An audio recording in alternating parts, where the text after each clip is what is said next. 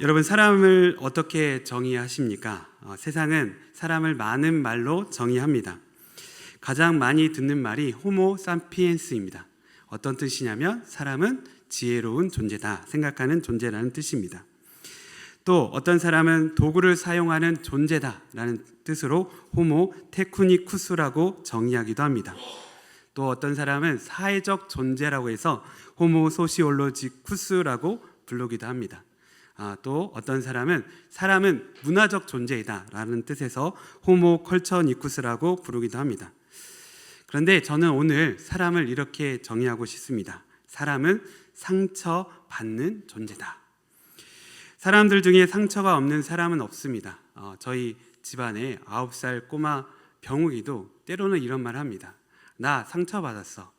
내 마음에 깊은 상처가 있어. 이런 식의 말을 놀랍게도 사용할 때가 있습니다. 이와 같이 사람은 끊임없이 상처를 받고 상처를 치유하며 사는 존재인 것 같습니다. 육체적인 병은 병원에 가서 고치면 되지만 영혼의 상처는 어디서 치료받을 수 있을까요? 사실 마땅히 고칠 곳이 없습니다. 그래서 많은 사람들이 영혼의 상처를 가지고 살아갑니다. 엄마개가 어느 날 엄마개가 옆으로 걷는 새끼개에게 이렇게 말했다고 합니다. 너는 내가 똑바로 걸으라고 했는데 너 엄마 말 안 듣고 왜 계속해서 옆으로 걷니? 라고 이렇게 말했습니다. 그러자 그 새끼 개가 뭐라고 했을까요? 엄마나 똑바로 걸어. 예, 이렇게 말했습니다. 존재가 바뀌지 않으면 올바른 삶을 살 수가 없습니다. 마찬가지로 상처 입은 영혼을 치료하지 않고서는 제대로 된 삶을 살 수가 없습니다. 그래서 상처받기 쉽고 상처받으며 그 상처로 힘들어하는 우리를 구원하시기 위해 예수님께서 이 땅에 오셨습니다. 고난주간을 통해 우리가 알아야 하는 것은 예수님께서 그토록 고난 받으신 이유가 바로 상처 입은 우리를 치유하기 위해서라는 사실입니다. 오늘 말씀에서 참으로 문제 있는 사람이 나옵니다. 바로 다른 사람의 도움 없이는 전혀 움직일 수 없는 사람입니다. 예루살렘 성 안에는 베데스다 연못이 있는데 가끔 천사가 하늘로부터 내려와 이 연못의 물을 움직이게 합니다. 그때 움직일 때 제일 먼저 들어간 사람은 어떠한 병을 가지고 있든지 그 즉시 나올 수 있었습니다. 그래서 그곳에는 각종 병든 자들이 모여 있었습니다. 문제의 사람도 자신의 병을 고치기 위해서 이곳에서 38년 동안 머물렀습니다.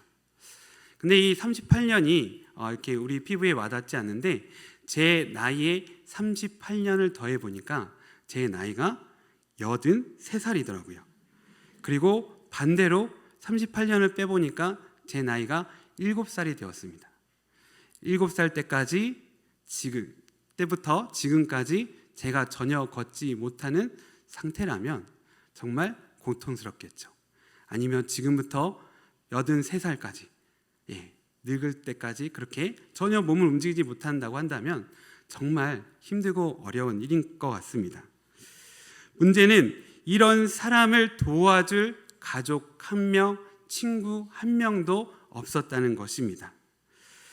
사람들은 도와줄 가족도 친구도 없는 38년 된 병자에 대해서 관심이 없었습니다. 그러나 예수님께서는 아무도 신경 쓰지 않는 그렇게 소외된 이 사람을 특별히 생각하시고 찾아오셨습니다. 세상은 잘난 사람이 성공하는 것입니다. 돈 있고 빽 있고 애모가 되고 능력 있고 똑똑하고 가진 것 많은 사람일수록 더 좋은 것, 더 많은 것을 소유할 수 있습니다. 그래서 가지지 못한 사람은 소외될 수밖에 없는 곳이 이 세상입니다. 그런데 예수님은 달랐습니다. 베데스다 연못의 기적은 가장 빠른 자에게 허락된 것이었습니다. 그런데 예수님은 그 병자들 중에 가장 느린 사람, 가장 소외된 사람, 가장 불쌍한 사람을 주목하셨고 그를 찾아오셨습니다. 내가 아무리 가진 것이 없어도 잘나지 않아도 심지어 인격이 덜 된 형편없는 사람일지라도 누구는 찾아오실까요? 예수님은 찾아오시는 것입니다. 왜요? 고쳐주기 위해서입니다. 그렇다면 38년 된 병자는 어떻게 예수님을 만나게 되었을까요? 바로 간절함입니다. 이 병을 고치고자 하는 간절한 마음으로 38년을 기다렸습니다. 이 병자가 그냥 38년을 지냈을까요? 아닐 것입니다. 매일 하나님께 기도했겠죠. 하나님, 내가 오늘 저곳에 들어가 내 병이 나음을 얻게 하여 주옵소서. 이 기도를 매일 드렸을 것입니다. 그런 간절함을 보시고 예수님은 찾아오셨습니다. 가진 것이 없어도 간절함이 있다면 구원을 받을 수 있습니다. 이것이 우리에게 주시는 하나님의 복음입니다. 그렇다면 예수님은 이 사람을 어떻게 치유하실까요? 예수님은 우리의 모든 아픔과 고통을 아십니다. 6절에 병이 오래된 것을 아시고, 예수님은 정말 뛰어난 영혼의 의사이십니다. 그래서 우리를 보시기만 해도 그 사람이 어떤 고통을 가지고 있는지, 어떠한 상처를 가지고 있는지 단번에 아시는 것이죠. 그리고 그 모든 것을 아시고 이렇게 질문하십니다. 너가 낫고자 하느냐? 이 질문은 사랑하는 사람만이 던질 수 있는 질문이죠. 사랑해야만 그 사람의 병을 고쳐주고자 하기 때문에 질문할 수 있습니다. 또한 능력 있는, 그런 병을 고칠 능력이 있는 사람만 질문할 수 있습니다. 예수님은 사랑을 가지시고 또 병을 고칠 능력을 가지시고 질문하시는 것입니다. 너가 낫고자 하느냐? 상처의 치유는 영혼의 의사이신 예수님을 만남으로 시작됩니다. 그리고 그분을 믿고 나의 모든 것을 토해낼 때 치료가 시작됩니다. 그러면 예수님께서 우리에게 말씀하십니다. 예수님의 말씀이 무엇입니까? 일어나 너의 자리를 갖고 걸어가라 였습니다. 그리고 마지막으로는 죄를 범치 말라고 말씀하셨습니다. 오늘 이 시간에도 예수님은 우리를 찾아오십니다. 찾아오셔서 우리를 바라보십니다. 보시고 우리 아픔이, 고통이 오래된 것을 아시고 그것을 아시고 우리에게 질문하십니다. 너가 낫고자 하느냐? 해결되기 원하느냐? 너의 고통에서 해방되기 원하느냐? 너의 진정 간절한 소망은 무엇이냐? 그것을 믿고 우리는 기도해야 합니다. 우리가 기도하면 예수님은 우리를 사랑하심으로 우리에게 말씀하십니다. 예수님의 첫 번째 말씀 무엇입니까? 일어나라입니다. 이 말씀은 우리의 정체성을 바꾸시는 말씀입니다. 38년 된 병자는 전혀 일어설 수 없는 사람이었습니다. 그런데 예수님께서는 그런 그에게 일어나라라고 말씀하고 계십니다. 이 병자도 이렇게 말했습니다. 나는 움직일 수 없어 다른 사람의 도움이 필요합니다. 이렇게 말했습니다. 그런데 그런 그에게 예수님은 아니야, 너는 일어날 수 있는 사람이니까 지금 일어나라 라고 말씀하십니다. 아브라함은 전적으로 하나님 말씀을 믿음으로 아들 이삭을 얻었습니다. 그런데 그는 사실 100세의 노인이었고 그의 아내 사라는 경수가 끊어져 절대 아이를 가질 수 없었습니다. 그럼에도 그는 하나님이 너는 아들을 낳을 수 있어, 그 말씀을 믿었습니다.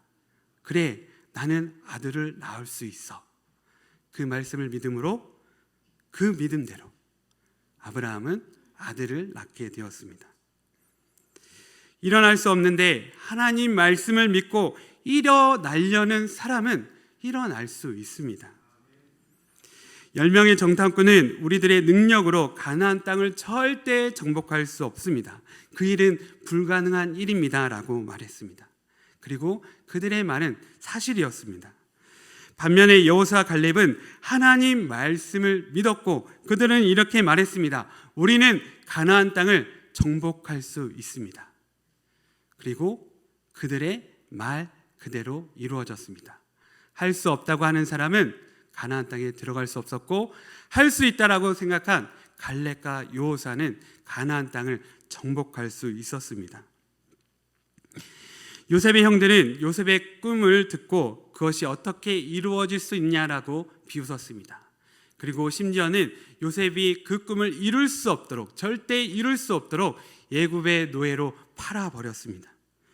그러나 요셉은 여전히 하나님 말씀을 믿었습니다. 나는 될 수 있어, 나는 할 수 있어 라고 믿었습니다. 그리고 그 믿음대로 요셉은 불가능을 이기고 애굽의 총리가 되었습니다. 나는 할 수 없어, 나는 도움이 필요한 사람이야, 나는 저들보다 못한 사람이야, 이런 생각을 우리는 오늘 말씀을 통해 완전히 바꿔야 합니다. 나는 하나님의 존귀한 자녀야, 하나님이 나를 사랑하셔, 하나님께서 나를 도우실 거야, 그래 나는 할 수 있어, 그래 일어나자, 이런 생각으로 우리는 바꿔야 하는 것입니다. 예수님은 말씀을 통해 우리의 비루한 자아상을 바꾸십니다. 일어날 수 없는 사람에게 일어나라고 말씀하심으로 일어날 수 있는 사람으로 바꾸십니다. 힘이 없는 자에게 싸워 승리하라고 말씀하심으로 힘있고 능력 있는 자로 바꾸십니다. 말을 잘 못하는 자에게 말하라고 말씀하심으로 말의 권세가 있는 자로 바꾸십니다. 불가능을 가능케 하시는 예수님의 말씀을 들으시고 여러분의 자아상을 바꾸시길 바랍니다. 예수님은 두 번째로 이렇게 말씀하셨습니다. 내 자리를 들고 가라. 38년 동안 너가 앉아있던 그 자리를 치우라는 말씀입니다. 과거에 아무리 못나고 보잘것없고 실패한 인생이라 할지라도 예수님의 이 말씀을 믿고 순종한다면 그 과거는, 형편없는 과거는 특별한 은총으로 바뀌게 됩니다. 중요한 것은 과거의 실패, 망령, 열등감, 이 모든 것을 우리는 버려야 한다는 것입니다. 여호수아 갈렙은 애굽 노예의 자아상을 벗어버렸지만 다른 이스라엘 백성들은 여전히 애굽의 노예의 자아상을 버리지 못했습니다.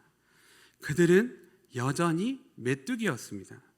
그러나 여호수아 갈렙은 그런 과거의 자아상을 버리고 가나안의 강대한 민족을 나의 밥이라고 외치는 그런 용맹한 용사가 되었습니다. 다윗 또한 골리앗 앞에서 자신이 절대 작다고 생각하지 않았습니다. 왜입니까? 하나님이 나를 바꾸셨다라고 믿었기 때문입니다. 다윗은 다른 사람이 보기에는 힘이 약한 나이 어린 철부지 막내 아들이었습니다. 그러나 다윗은 이런 과거를 떨쳐버리고 하나님의 용맹한 용사가 되어서 골리앗을 물리쳤습니다. 이제 우리는 과거의 메뚜기와 같은 사람이 아닙니다. 예수 그리스도께서 구원하신 특별한 사람입니다. 과거를 영어로 히스토리라고 말을 합니다. 그 이야기는 하나님의 과거의 이야기를 하나님의 이야기가 되도록 해야 된다라는 뜻입니다. 또 영어로 현재를 프레젠트라고 하는데, 현재는 선물과, 하나님이 주시는 선물과 같다는 뜻이 있습니다.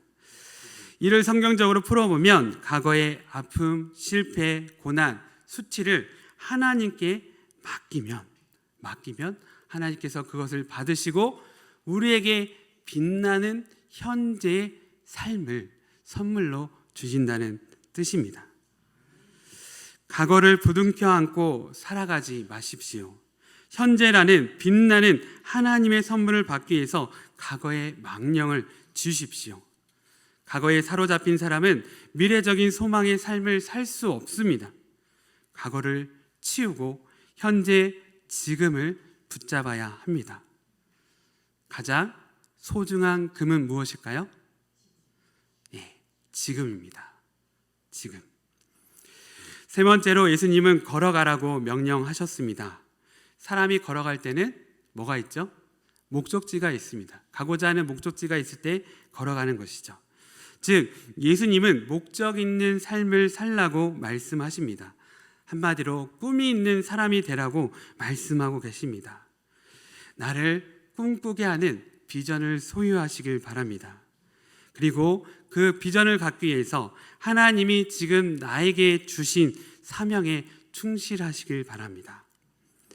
지금 하나님이 맡겨주신 일에 충성되지 않는 사람에게 하나님이 꿈을 주실 리가 없습니다. 지금 주어진 일에 충성하는 사람에게 하나님은 꿈을 주십니다.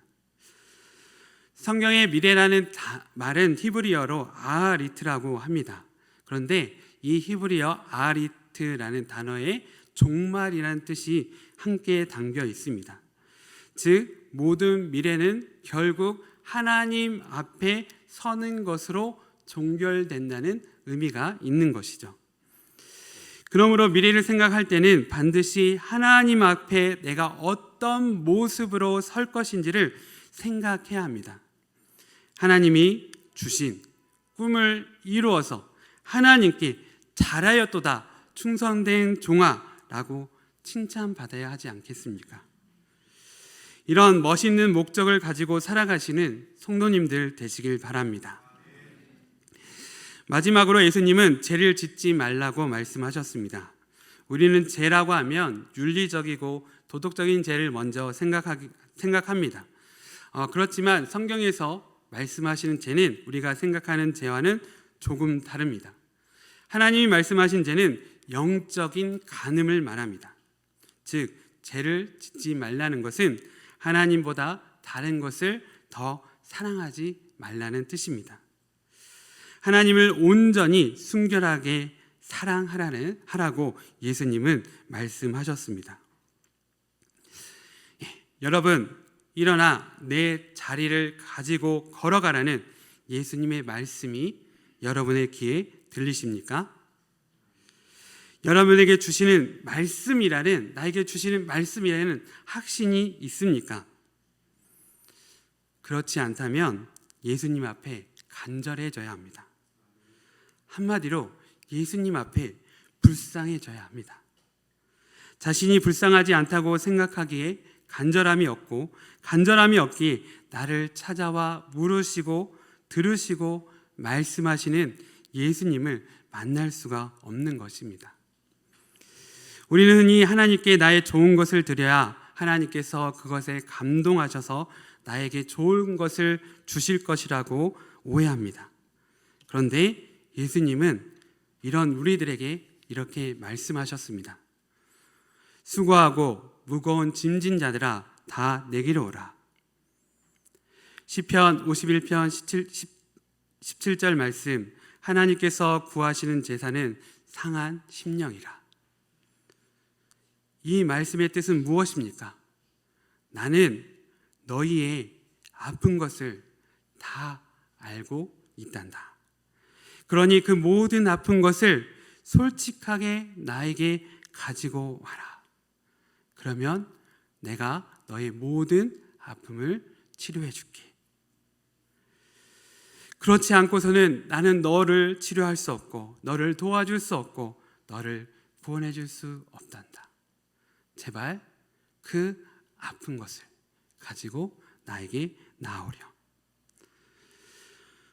고난주간이 고난당하신 예수님만을 위한 시간으로 생각하지 마십시오. 고난주간은 우리를 구원하시기 위해 우리를 대신하여 고통당하신 예수님의 은혜를 생각하는 시간입니다. 즉 고난주간을 통해 나를 위해 고통당하신 예수님의 은혜를 생각하여 더 하나님께 나아가는 시간입니다. 우리를 그렇게 부르시는 시간입니다. 고난주간 우리의 오래된 상처, 해결되지 못한 문제, 우리의 꿈을 방해하는 모든 것들을 솔직하게 하나님께 고백하시고 기도하십시오. 제발 나를 고쳐주십시오. 나를 도와주십시오. 나의 문제를 해결해 주십시오. 간절히 하나님께 나아가시길 바랍니다. 그러면 예수님이 우리의 그 모든 기도를 들으시고 베데스다 38년 된 병자에게 말씀하신 것 같이 일어나 내 자리를 들고 걸어가라 라고 말씀하실 것입니다. 그 말씀이 우리를 치료할 것입니다. 아브라함과 요셉과 여호수아와 다윗과 같은 믿음의 사람으로 우리를 거듭나게 하실 것입니다. 38년 된 병자도 일으키시는 예수님, 그 누구도 구원할 수 없었던 병자를 치료하신 예수님이 우리를 고치실 것입니다. 기도하겠습니다.